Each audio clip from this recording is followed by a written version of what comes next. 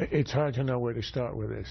They go unreported, and then you hear the principal who donates the money saying that he really was interested in the charitable objectives of the Clinton Foundation, when it is obvious to anybody who's over 9 years old that you take the President of the United States, ex-president, on a plane, you go to Kazakhstan, he praises one of the more infamous dictators in the region at a time when he needs that kind of validation.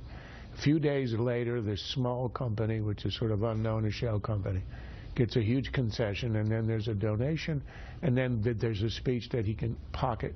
Whereas the donations, you know, what did you report the other day? Something like $70 million the foundation has spent on transportation. I mean, what does it take? I mean, that's really flying pretty high. So in a sense, it's a piggy bank for the Clintons under the guise of a charity.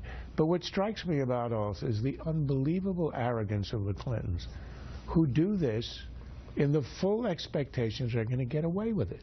They burn the tapes, they eliminate the emails. Yes, you might not have had a direct quid pro quo in the emails, but there might have been hints of things going on that would support other evidence, and now it has disappeared, it's gone.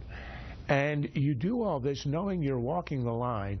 You know, you may not be able to prove an actual quid pro quo, which is what you'd need for a criminal prosecution, but you come really close to that line.